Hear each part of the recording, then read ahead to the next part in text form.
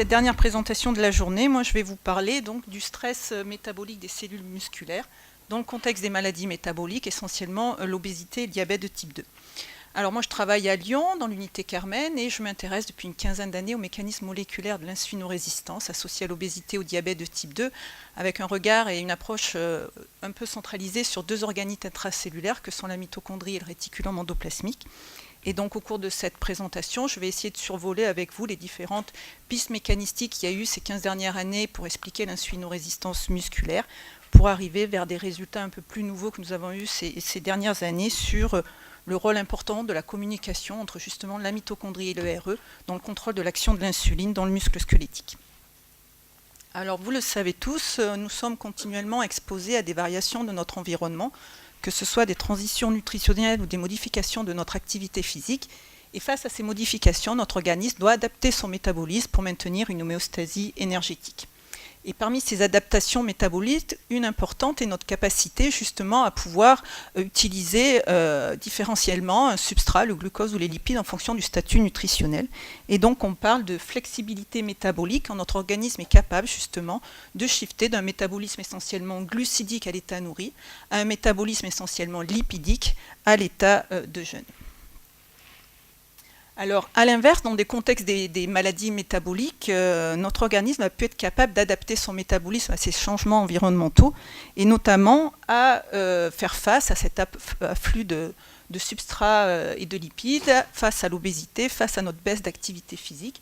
Et donc, on va avoir des désordres métaboliques qui vont s'installer, conduisant à des phénomènes de glucolipotoxicité, une accumulation de lipides ectopiques et le développement de l'insulinorésistance. Et donc, il avait été clairement démontré que chez des sujets insulinorésistants, il y avait justement une inflexibilité métabolique, à savoir que les sujets n'étaient pas capables de switcher entre une utilisation glucidique et lipidique en fonction de l'état nutritionnel. Alors si maintenant on s'intéresse au niveau tissulaire, différents tissus sont impliqués dans le contrôle de l'homéostasie énergétique et je résumerai ici l'homéostasie glucidique. Et donc Gilles nous en a parlé un petit peu brièvement, notre glucose va provenir de notre alimentation, être absorbé au niveau de l'intestin. Et il est également apporté via la production des novos par le foie. Et ce glucose circulant va être utilisé par un certain nombre de tissus périphériques, dont le muscle squelettique et également les adipocytes. Et donc en situation postprandiale, quand il faut justement restaurer l'homéostasie glucidique suite à un repas, l'insuline va jouer un rôle clé dans ce contrôle de l'homéostasie glucidique, d'une part en inhibant la production hépatique de glucose, et d'autre part en stimulant l'utilisation dans les tissus périphériques, le muscle squelettique essentiellement. L'insuline a également une action antilipolyclique au niveau du tissu adipeux, ce qui va permettre de freiner la libération d'acides gras libres et donc de favoriser également le métabolisme glucidique. Et donc, en situation d'insulinorésistance, on va avoir une perte d'action de l'insuline sur ces différentes voies métaboliques, ce qui va se traduire par une augmentation de la production hépatique de glucose, une diminution de l'utilisation et donc une hyperglycémie.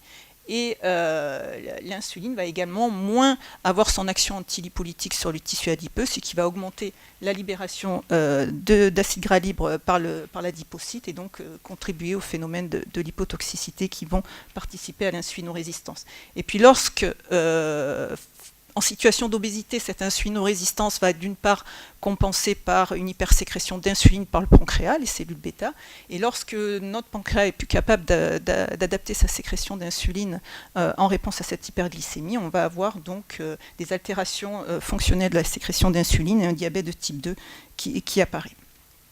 Alors le muscle squelettique est le principal tissu utilisateur de glucose en réponse à l'insuline, qui est responsable de 75% de l'utilisation de glucose. Et donc l'insulinorésistance musculaire va jouer un rôle clé dans la physiopathologie du diabète de type 2. Et donc, je vais essayer de vous résumer ici les grandes pistes mécanistiques qui ont été proposées pour expliquer cette insulinorésistance musculaire, puisque comme elle précède l'apparition du diabète de type 2, comprendre ces mécanismes, c'est trouver des nouvelles pistes préventives ou thérapeutiques pour aller améliorer les désordres métaboliques associés à l'obésité et au diabète de type 2. Donc pour vous décrire ces différentes pistes mécanistiques, donc j'ai choisi de vous représenter le contrôle de l'homéostasie glucidique par l'insuline dans le muscle, et notamment le contrôle de l'entrée et de l'utilisation de glucose par cette hormone. Et donc l'insuline va stimuler au niveau du muscle squelettique l'entrée et l'oxydation du glucose dans la cellule musculaire, principalement via l'activation d'une voie de signalisation qui va aboutir à la translocation des transporteurs de glucose GLUT4 de vésicules intracellulaires à la membrane plasmique, ce qui va permettre l'entrée ici de glucose. Alors, cette voie de signalisation, elle est schématisée ici de manière très succincte. C'est essentiellement les étapes proximales. Et après fixation donc, de l'insuline sur son récepteur, on va avoir une activation de l'activité tyrosine kinase de ce récepteur qui va phosphoryler différents substrats sur des résidus tyrosine. Ici, vous avez la protéine IRS1 qui va servir, ces protéines phosphorylées vont servir d'ancrage à d'autres protéines qui vont venir ici propager le signal de l'insuline, notamment l'activation de la PI3 kinase qui va aller phosphoryler les phosphoinositides, les PIP2 en PIP3, ce qui va permettre de recruter d'autres protéines kinases comme PDK1 qui vont activer et phosphoryler la protéine AKT-PKB qui joue un rôle clé dans le contrôle du métabolisme glucidique en réponse à l'insuline.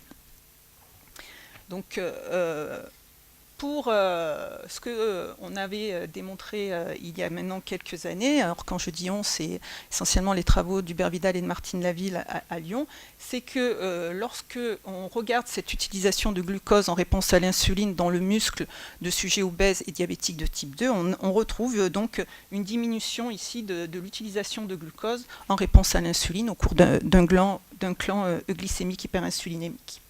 Et puis, si on associe à ce clan des biopsies de muscles squelettiques, on va pouvoir essayer d'aller rechercher les mécanismes moléculaires à l'origine de cette diminution de l'utilisation de glucose. Et notamment, on est allé regarder au niveau de certains acteurs de cette voie de signalisation.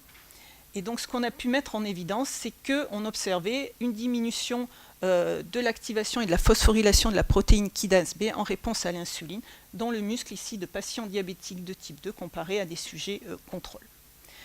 Donc si on remonte en amont, on a pu démontrer que l'ensemble de cette voie de signalisation était altérée et de façon proximale, on a pu mettre en évidence une diminution de la phosphorylation de ce premier substrat du récepteur de l'insuline qui est IRS1 sur la phosphorylation sur tyrosine qui est inhibée dans le muscle de patients diabétiques. Donc de manière intéressante, on avait pu démontrer, et puis d'autres laboratoires l'ont également démontré, c'est qu'associé à cette diminution de la phosphorylation d'IRS1 sur tyrosine, on avait une augmentation de la phosphorylation sur sérine. La phosphorylation sur sérine est un mécanisme de rétrocontrôle négatif dans la voie de signalisation de l'insuline qui permet de freiner le signal. Et finalement, en situation d'insulinorésistance dans le muscle, c'est une activation chronique de cette phosphorylation va participer à l'insulinorésistance et au défaut d'utilisation de glucose en réponse à l'insuline. Et donc, on avait retrouvé ici, dans le muscle de patients diabétiques, une augmentation de la phosphorylation d'IRS1 sur sérine qui, par un encombrement stérique, va participer à cette diminution de la phosphorylation d'IRS1 sur tyrosine. Alors naturellement, on sait, donc oui, avant d'aller par la suite, le rôle clé de cette phosphorylation sur sérine a été vraiment confirmé pour jouer un rôle clé dans l'insulinorésistance musculaire, puisque l'équipe de Schulman avait justement muté ces sérines spécifiquement dans le muscle de souris. Et lorsqu'ils ont soumis ces souris à une diète riche en lipides afin d'induire une insulinorésistance, et bien ces souris qui avaient plusieurs sérines mutées en alanine ne développaient pas d'insulinorésistance musculaire associée à la diète riche en lipides, suggérant un rôle clé de cette phosphorylation dans les défauts de signalisation d'insuline. Alors on s'est naturellement posé la question pourquoi ce IRS1 est plus phosphorylé sur sérine en situation d'insulinorésistance, et de nombreux laboratoires ont montré qu'un rôle clé de différentes sérines tréonine kinases dont l'activité était induite dans le muscle en situation d'insulinorésistance. Et finalement, il s'avère que ces sérines tréonine kinases sont un point de convergence pour différents stress métaboliques dans le muscle et qui vont être un point de convergence pour aller expliquer ce défaut de contrôle de l'utilisation de glucose en réponse à l'insuline.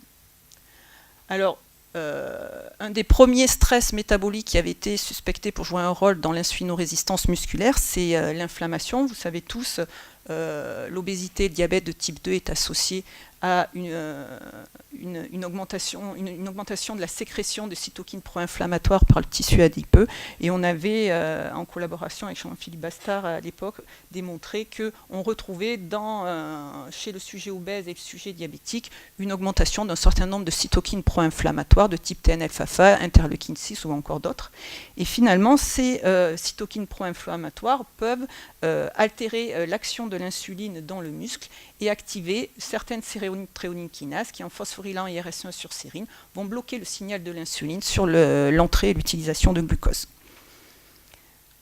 On avait confirmé, et d'autres l'ont fait avec d'autres cytokines. Ici, on a pris des myotubes humains en culture primaire, on les a traités avec des cytokines pro-inflammatoires, ici l'IL6, d'autres l'ont fait avec le TNF-alpha, et on avait pu démontrer qu'en effet, on avait bien ces altérations de la signalisation de l'insuline, et notamment ici une diminution de la phosphorylation sur tyrosine. Alors, l'obésité et le diabète de type 2 est associé également avec une accumulation de macrophages dans le tissu adipeux. Ça, c'est connu depuis un certain nombre d'années. Et on s'est posé à un moment donné la question de finalement, est-ce que le muscle squelettique pouvait également être un tissu où pouvaient s'accumuler des macrophages pro-inflammatoires qui pourraient altérer également la signalisation de l'insuline de manière plus directe. Et en effet, on a retrouvé dans le muscle de souris OBOB, un modèle génétique d'obésité et de diabète, une accumulation de macrophages dans le muscle de ces souris, suggérant que cette accumulation de macrophages pourrait également jouer un rôle dans l'insulinorésistance musculaire. Alors, il était bien connu que des chymokines attractives telles que MCP1 étaient impliquées dans l'attraction de ces macrophages dans le tissu adipeux. Il semble que ce soit un petit peu le même mécanisme qui se passe dans le muscle squelettique, puisque on avait démontré également que lorsqu'on générait une souris surexprimant la chymokine MCP1 spécifiquement dans le muscle squelettique, ces souris justement présentaient une accumulation d'une part de macrophages et développaient des altérations de la signalisation de l'insuline, suggérant que c'est un mécanisme qui pouvait également participer à l'insulinorésistance musculaire. Alors le deuxième stress métabolique qui est capable d'activer ces sérines tréonine kinases et d'altérer la signalisation de l'insuline, c'est la lipotoxicité. Vous savez tous qu'en situation d'obésité et de diabète, on a une dyslipidémie qui est essentiellement associée à un relargage accru d'acide gras par le tissu adipeux, mais également par une sécrétion accrue des lipoprotéines par le foie. Et ces lipides vont pouvoir aller s'accumuler de manière ectopique dans le muscle et activer un certain nombre de sérines tréonine kinases et donc altérer la signalisation et l'utilisation de glucose en réponse à l'insuline. Et différentes études ont bien démontré qu'il y avait en effet une accumulation intramusculaire de lipides chez des sujets obèses ou diabétiques de type 2 et qu'on observait même une corrélation négative entre cette accumulation de lipides intramusculaires et la sensibilité à l'insuline, suggérant un rôle clé de cette lipotoxicité dans le contexte de l'insulinorésistance musculaire.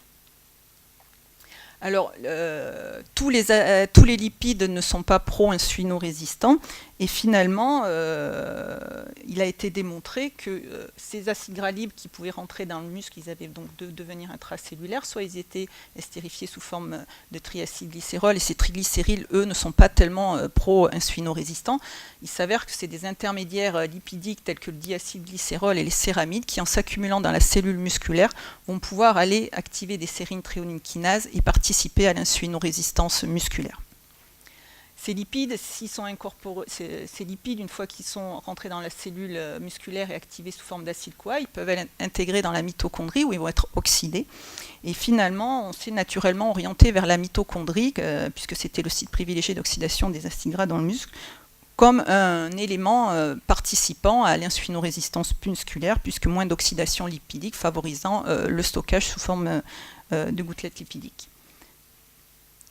Et donc, au début des années 2000, beaucoup de personnes se sont intéressées justement aux altérations mitochondriales dans le contexte de l'insulinorésistance musculaire, avec de nombreux travaux pointant soit une diminution de l'oxydation des acides gras libres dans le muc, soit des altérations de la densité ou de la fonction mitochondriale, ou encore des analyses transcriptomiques qui démontraient qu'il y avait une altération d'un certain nombre de gènes impliqués dans la mitochondriogénèse, donc un faisceau d'arguments suggérant que la mitochondrie pourrait avoir une place cruciale dans le développement de l'insulinorésistance musculaire.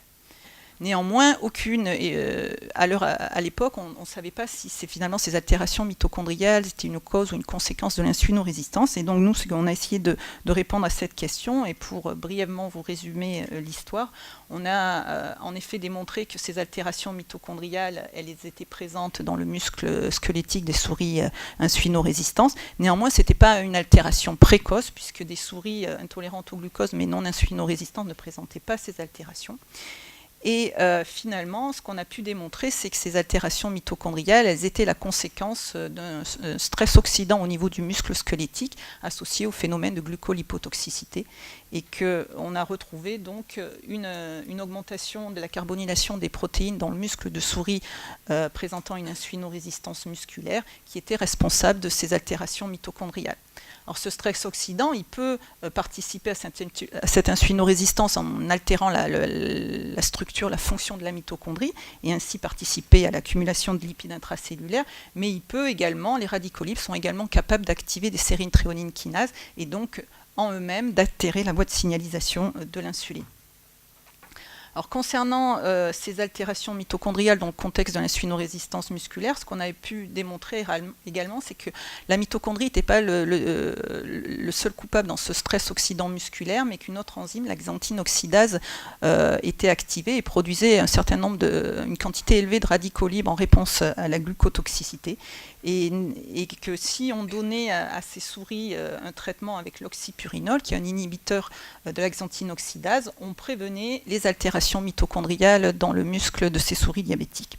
Néanmoins, on avait pu démontrer que restaurer la structure, la fonction des mitochondries dans ce contexte de modèle où l'insulinorésistance est associée à une diète riche en lipides et en sucrose n'était pas suffisante pour normaliser la glycémie, l'insulinosensibilité ou la tolérance au glucose, puisque vous avez ici les aires au cours de tests de tolérance au glucose à l'insuline, où vous voyez que l'oxypurinol n'a pas amélioré l'intolérance au glucose ou l'insulinorésistance induite chez la souris par une diète riche en lipides. Donc, cibler la mitochondrie uniquement n'est pas toujours suffisant, malheureusement, pour aller améliorer cette insulinorésistance musculaire. Alors, une autre organite intracellulaire qui joue un rôle clé dans l'insulinorésistance, c'est le réticulum endoplasmique. Donc, le réticulum, c'est une organite qui joue un rôle clé dans le contrôle qualité des protéines, et dans toute situation où on va avoir un déséquilibre entre la charge protéine dans la lumière du réticulum et les capacités de maturation du réticulum, on va avoir le déclenchement d'une réponse physiologique qui est appelée réponse UPR pour Unfold Protein Response, et qui consiste à activer, inhiber la synthèse protéique, induire des chaperones afin d'aider à la mise en conformation des protéines, et puis surtout dégrader les protéines mal conformées afin de restaurer l'homéostasie du réticulum. Et puis si ça ne suffit pas, ça va déclencher des processus pro-apoptotiques. Et donc finalement, des travaux de Gökhan, Otamis, Ligil au milieu des années 2004-2005 avaient démontré que ce stress du réticulum pouvait activer des sérines thréonine kinases qui allaient participer aux altérations de la signalisation de l'insuline et donc à l'insulinorésistance. Alors lui, il avait démontré dans le contexte de l'insulinorésistance hépatique, c'est vrai également dans le tissu adipeux, mais à l'époque, c'était assez contredit concernant l'insulinorésistance musculaire. Alors nous, on a regardé un petit peu chez la souris, dans nos modèles de souris où l'insulinorésistance est induite par une diète riche en lipides, et on a pu démontrer qu'en effet, on pouvait retrouver un stress du réticulum, c'est-à-dire une activation de cette voie UPR dans le muscle de souris diabétique qui était nourri ici avec une diète riche en palmes. Cette cette induction du stress du RE est assez précoce, on le voit dès 8 semaines, alors que l'insulinorésistance, elle n'apparaît que plus tardivement au bout de 16 semaines. Et puis on l'avait reproduit également dans des modèles cellulaires, des myotubes C2-C12 qu'on traite au palmitate, et qui est une bonne façon d'induire une insulinorésistance, où on retrouvait une induction de certains marqueurs de cette voie UPR associés à des altérations de la signalisation de l'insuline. Donc le stress du RE pouvait être associé à l'insulinorésistance musculaire dans certaines situations. Néanmoins, ce qu'on avait démontré, c'est que si on inhibait spécifiquement ce stress du réticulum, soit avec des chaperones chimiques, le TUDCA, le PBA, ou encore en surexprimant une chaperone qui va permettre la mise en conformation des protéines et lutter contre ce stress du RE, on n'améliorait pas, que ce soit in vivo ou in vitro, les altérations de la signalisation de l'insuline, suggérant donc que le stress du réticulum, du moins dans le muscle, dans cette situation de lipotoxicité, ne joue pas un rôle causal dans le développement de l'insulinorésistance.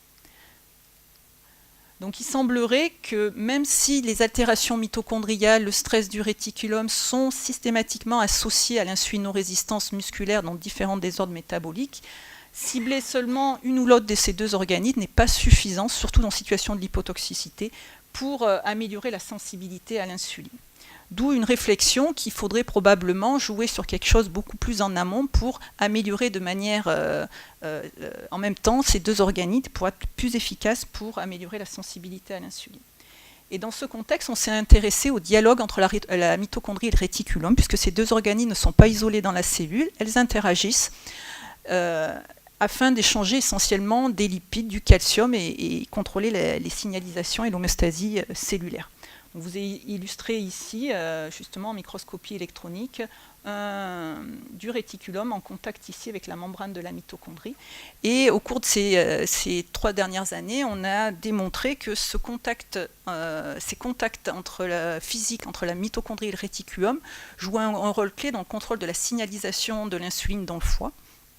Et que finalement ces contacts étaient altérés dans de différents modèles d'insulinorésistance au niveau hépatique. Donc on s'est naturellement posé la question de savoir qu'en était-il au niveau du muscle. Donc avant de vous montrer ces derniers résultats qui ne sont pas encore publiés, juste pour vous décrire un petit peu ce que c'est ces points de contact entre la mitochondrie et le RE. Donc on appelle ces points de contact MAM, pour Mitochondria Associated Membrane. Ça correspond à des rapprochements membranaires entre la membrane du réticulum et la membrane externe de la mitochondrie. Il n'y a pas de fusion membranaire. Les interactions fonctionnelles ne vont se faire que par le biais d'interactions protéiques de part et d'autre de ces deux organites. Et un certain nombre de protéines clés ont été identifiées à cette interface. Beaucoup participent aux échanges de phospholipides.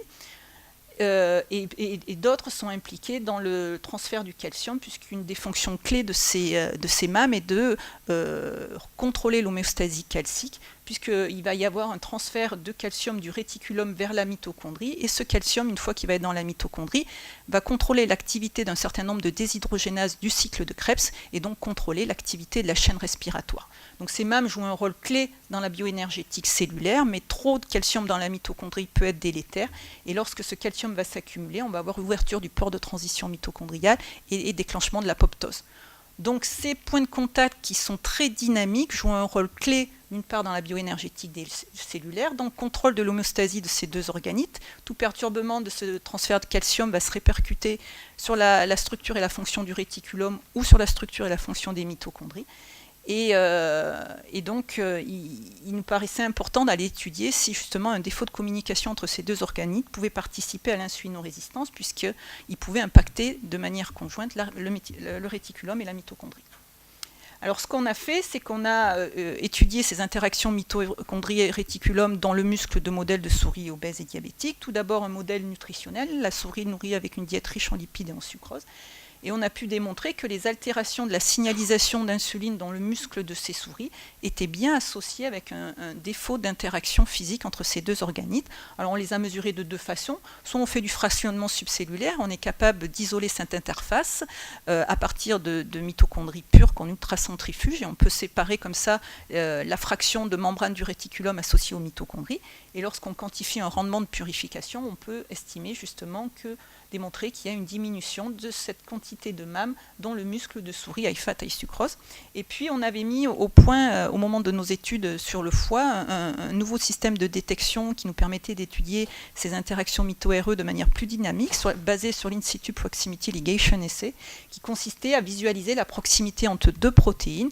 Et là, on avait choisi de regarder la proximité entre une protéine du côté mitochondrial VIDAC et une protéine du côté réticulum IP3R, qui sont les deux acteurs importants dans le transfert de calcium du RE vers la mito.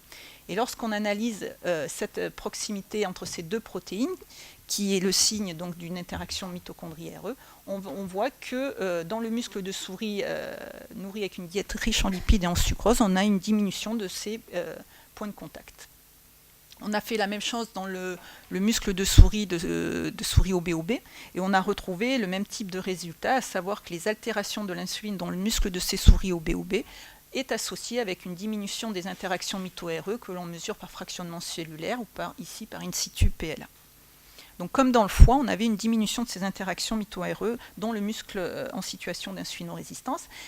Et on a également voulu confirmer ça chez l'homme, et donc on a utilisé des myotubes humains en culture primaire qu'on a traités au palmitate afin d'induire une insulinorésistance. Et vous avez illustré ici l'efficacité du traitement avec une diminution des voies de signalisation de l'insuline associée à une diminution de l'effet de l'insuline sur le transport de glucose.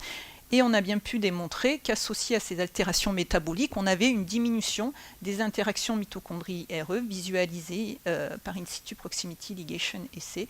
Donc ici, les sondes étant fluorescentes comparées à la diapo précédente où les sondes étaient couplées à un système HRP, parce que souvent les tissus sont beaucoup plus autofluorescents que les cellules. Donc ces données confirment bien qu'il y a une association entre un défaut d'interaction entre la mitochondrie et le réticulum et l'insulinorésistance musculaire. On a voulu voir si on pouvait réverser cette insulinorésistance en modulant ces interactions mito-RE. Et là, de la même façon qu'on l'avait fait précédemment dans le foie, on est allé moduler l'expression de certains acteurs à cette interface MAM, et afin de voir si on pouvait, en réversant ces interactions mitochondrie-RE, améliorer l'insulinorésistance induite ici dans les myotubes avec le palmitate. Donc juste vous illustrer ici la démonstration finalement qu'on a bien une diminution des interactions mito-RE même dans un système où les cellules sont transfectées, et que c'est associé donc à une inhibition de la signalisation de l'insuline et une diminution de l'effet de l'insuline sur le transport de glucose. Et lorsque on essaie de surexprimer certaines protéines des MAM, on en a testé deux. On a soit surexprimé GRP75, soit surexprimé la mitofusine 2, qui est également une protéine située à cette interface mitochondrie-RE et qui stabilise ces interactions. On a pu démontrer qu'on restaurait en situation de palmitate les interactions mitochondrie-RE et que c'était associé à des améliorations de la signalisation de l'insuline et à une amélioration de l'effet de l'insuline sur le transport de glucose. Donc on peut améliorer la signalisation de l'insuline en jouant sur les interactions mitochondrie-RE. A l'inverse, on a voulu voir si déstructurer ces interactions mito-RE était suffisant en soi pour altérer la signalisation de l'insuline, et de façon similaire à ce qu'on l'avait fait dans le foie également, on est allé down-réguler l'expression de ces acteurs au MAM, qu'on savait dans le foie que ça perturbait les interactions mito-RE. On a confirmé que dans le myotube humain, ça faisait la même chose. Si on invalide GRP75 ou si on invalide mitofusine 2, on diminue les interactions mitochondrie-RE, et ceci est associé à une inhibition de la signalisation de l'insuline, à une diminution du transport de glucose en réponse à l'insuline. Donc perturber spécifiquement les points de contact entre la mitochondrie et le réticulum est suffisant pour altérer la signalisation de l'insuline dans le muscle. Donc pour faire un petit bilan de tout ce que j'ai pu vous montrer, différents stress métaboliques dans le muscle vont converger vers l'activation de sérine thréonine kinase qui vont altérer la signalisation de l'insuline, principalement en augmentant la phosphorylation d'IRS1 sur sérine. Il s'agit de l'inflammation, de la lipotoxicité, des dysfonctionnements mitochondriaux, du stress oxydant, du stress du réticulum, ou encore une perturbation de la communication entre ces deux organites qui va générer des perturbations de l'homéostasie calcique. Et si on regarde un petit peu ce qui est connu à l'heure actuelle, on se rend compte que oui, différents stress métaboliques convergent vers ces altérations de la signalisation de l'insuline, mais que c'est difficile de décrypter vraiment la mécanistique parce que tous ces stress, finalement, ils interagissent les uns avec les autres et ils vont s'auto-amplifier, rendant difficile l'analyse des mécanismes moléculaires de l'insulinorésistance. Néanmoins, il semble que la mitochondrie et le réticulum aient quand même un rôle à jouer dans ces altérations de la signalisation de l'insuline, et on propose que arriver à moduler les communications entre la mitochondrie et le RE pourrait être une piste qui pourrait améliorer en même temps, d'une part, la fonction mitochondriale et l'homéostasie du réticulum, impacter également le stress oxydant ou les processus pro-inflammatoires, jouer sur l'accumulation de lipides et ainsi améliorer de manière plus efficace la sensibilité à l'insuline. Et donc, juste pour vous dire que différentes pistes de prévention et ou de traitement ont été actuellement testées vis-à-vis de ces différentes pistes mécanistiques. Toutes ne sont pas efficaces à 100%, ce qui confirme qu'il faut aller dans des étapes beaucoup plus en amont de ces différents stress pour trouver la bonne cible à moduler qui pourrait vraiment améliorer la sensibilité à l'insuline dans le muscle squelettique. Voilà, je termine en remerciant tous les membres de mon équipe et puis nos collaborateurs et sponsors et vous pour votre attention. Merci.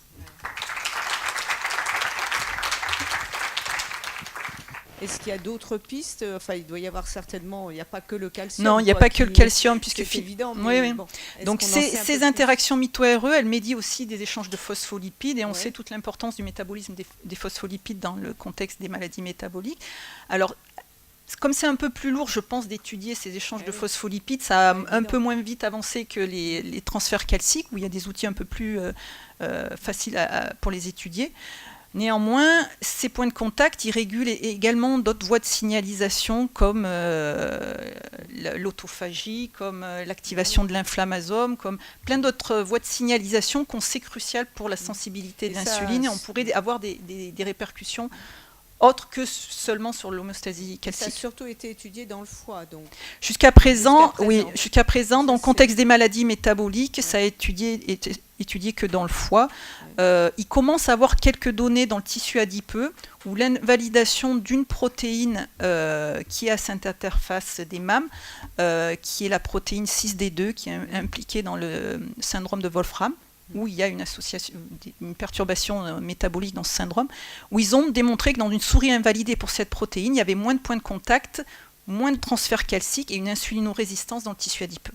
Donc il semblerait que dans le tissu adipeux également, ces interactions mitochondrie-RE puissent participer à l'insulinorésistance. Et puis là, nos données récentes sur le muscle confirment également qu'il pourrait y avoir un rôle.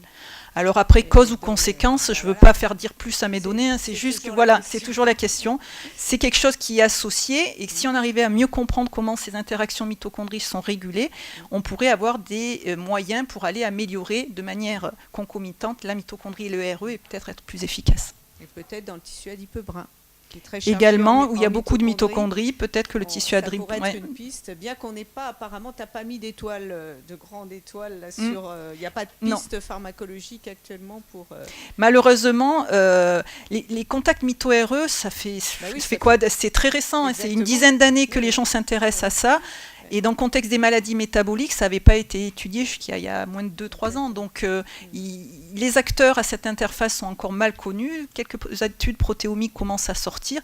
Et donc je pense que dans les années à venir, il va y avoir une explosion de ce rôle des MAM dans différents contextes pathologiques. L'Alzheimer, la maladie de Parkinson, les cancers. Enfin, il y a des données qui sortent, non pas seulement dans le diabète, mais dans beaucoup de pathologies, comme quoi ça a un rôle central dans la signalisation cellulaire. Et donc ça s'est impacté au cours des pathologies.